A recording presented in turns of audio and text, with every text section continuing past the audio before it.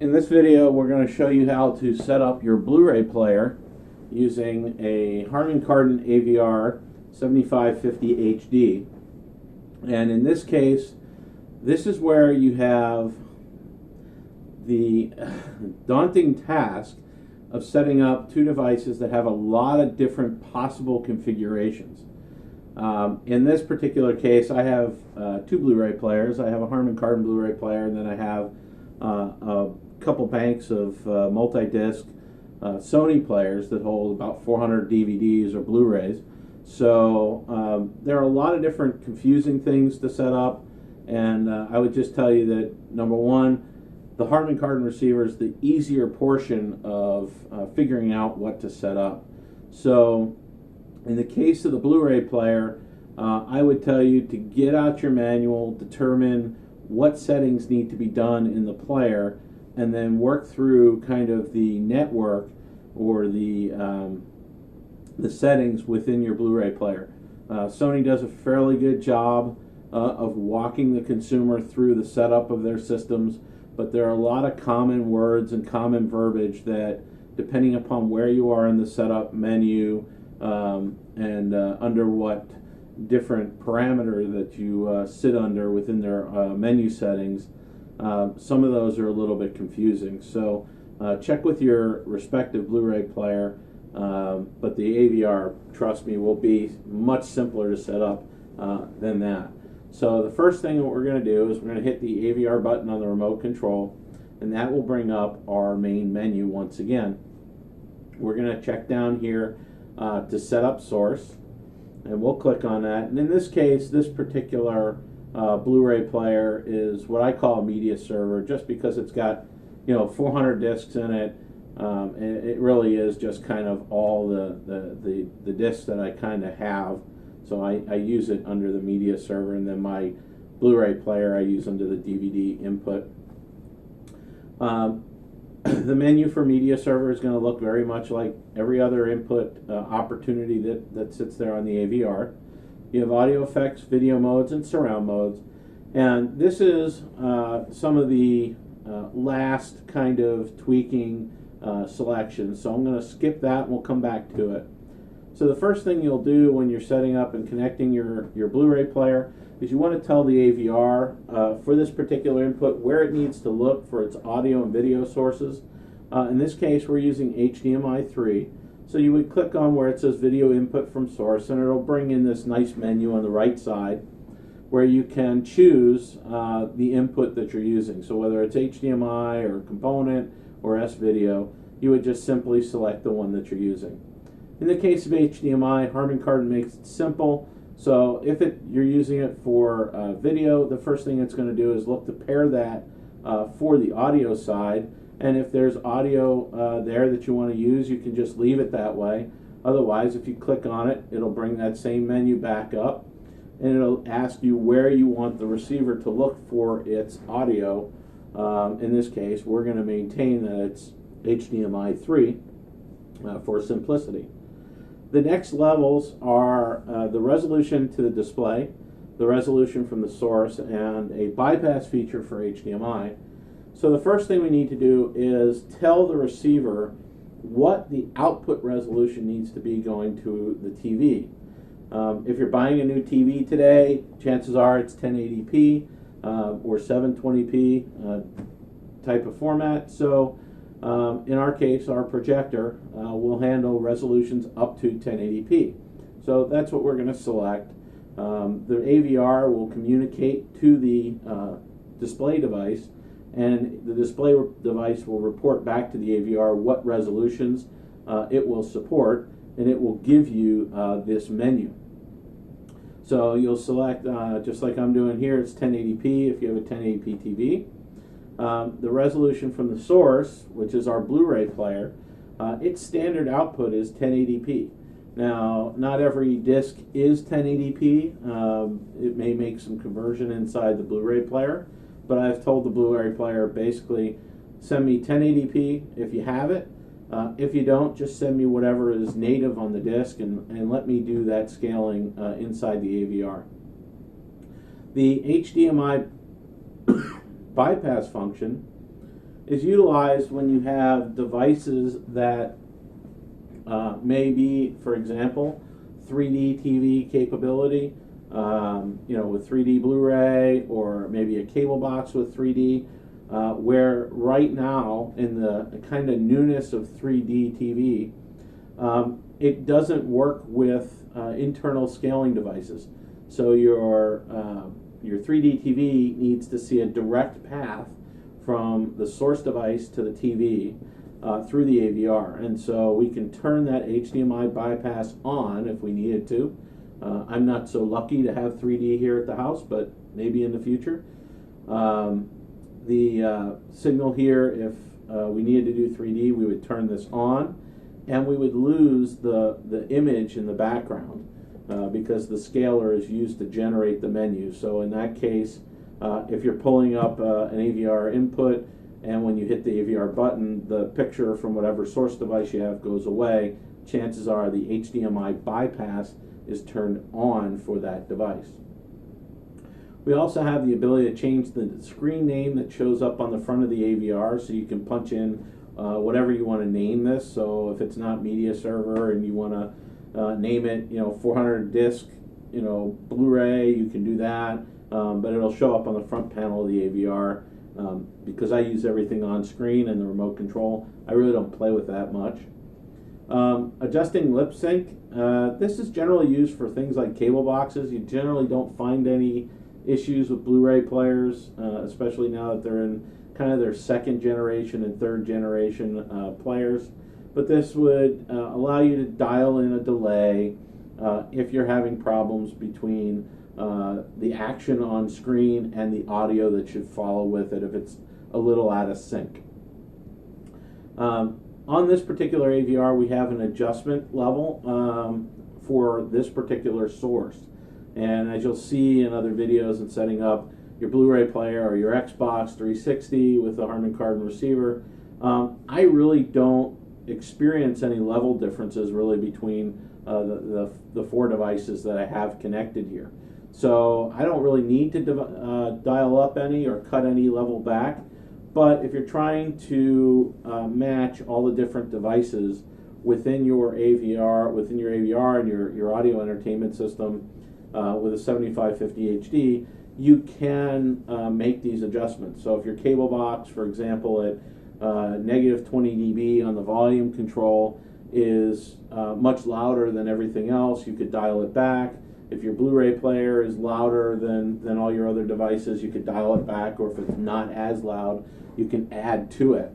So on the 7550 HD, you have that opportunity, which is one of those kind of hidden features that can mean a lot in your entertainment system. So receiver, it's more than power and inputs.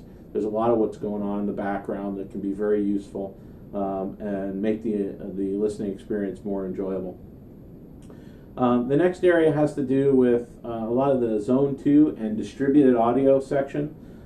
Here, if we're taking a device, for example, that has, we're using both digital and analog inputs, we might want to use the auto polling feature, and this will allow us to pull the appropriate audio from the device when we're using it for a second zone.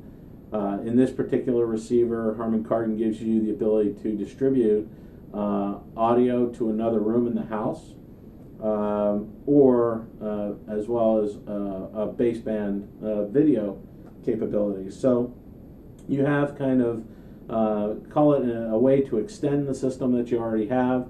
It's a fairly basic system. If you get real involved with today's high tech and distributing wirelessly and content from your computers and all that stuff, those systems are far more advanced than what's being provided here. This was really for those people that like to just distribute the sound from their devices that they have in their rack to anywhere in the house, or use the video function here to distribute maybe like your cable system, your cable picture to other TVs, maybe in the kitchen or a secondary bedroom. The next area that you have is you have a record out. So if you have some analog devices, tape decks, or other devices that you want to record on, the receiver gives you the ability to record out, but it also gives you something called a 12-volt trigger. And this trigger you would use to connect up to devices that you would only want powered on when the receiver's powered on. So as an example, you could use this trigger to turn on a projector, to drop down a screen. In some cases, a lot of the newer subwoofers have a trigger capability on them so that they're not sucking power from your house while they're in standby mode. So this turns that subwoofer on. In fact, Harman Kardon does that in their home theater in a box speaker packages. So you can plug that in. When you turn the receiver on, those products would come on, and when you turn the receiver off, those products would come off. So it's a really nice feature to have inside your AVR. So those are kind of the basics, and by now, by the time you've gone through only about a section of this, between the inputs and the resolution, 90% of what you're doing is done setting it up. But there are three other areas: the audio effects, video modes, and surround modes that you'll choose. So the audio effects relate to things like bass and treble, whether or not you're using Dolby volume, whether or not you're using Harman Kardon's EasySet EQ. In my case, I believe that EasySet EQ does a phenomenal job at kind of addressing all the room problems that are in this particular room. So it kind of makes the bass sound the way it should, and certainly makes everything staged the way it needs to be. So sound is properly placed in the room and gets everything balanced for me, and it doesn't take but a few minutes to do, and it's really easy. Dolby volume I might use on a Blu-ray, but the only time I really use this feature would be if I'm listening late at night, and I can access this through one of the buttons on the remote at any time to make that adjustment. So, but for daily use, generally I'm not going to. But if I'm listening late at night, I might turn this on to, let's say, maximum, which really keeps the dynamics down, which doesn't give you quite the impact from listening at normal volume levels, but it also makes sure that you don't disturb your neighbors late at night. So you can turn that on or off accordingly to your viewing habits. The next area is video modes, and the video modes are there much like they are in your television set, except we do provide an opportunity for a custom mode. And the reason for the custom mode is that every device that you have in your system is kind of built to a different video standard. It's not to say that they're bad, but just like when you're shopping for TVs in the store, one might be a little bit more blue, one might be a little bit more green, one might have more contrast than another, deeper blacks than another. And when you plug all these devices into those television sets, not only do you have the performance capability of the TV set to deal with, but each one of your source devices that you use might be slightly different or greatly, majorly different from one another in terms of picture quality. So to have a custom setting allows you to go in and tweak everything that you could possibly tweak with the scaler. So color, brightness, contrast, sharpness, noise reduction, overscan, all that kind of stuff is at your fingertips. But Harman Kardon does add 3 modes in there that are standard.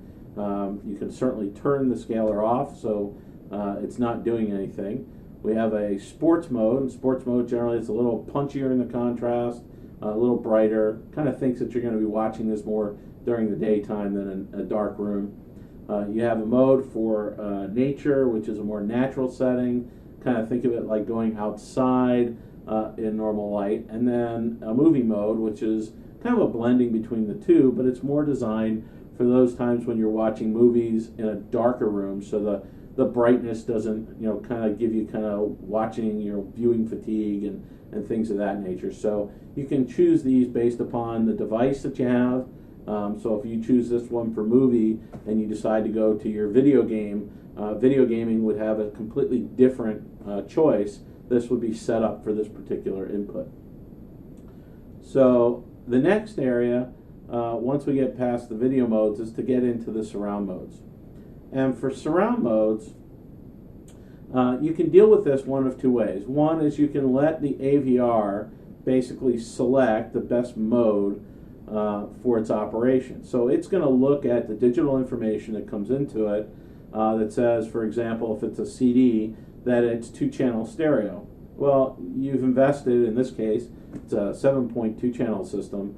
To use just the front 2 speakers and the subs might sound okay, and that's fine, but it will make some recommendations on different surround modes to use. And the default for 2-channel is to use Logic 7. And in the case of the 7550 HD, the benefit, we can actually overlay Logic 7 onto any audio signal coming in, and that makes for a really great movie watching experience.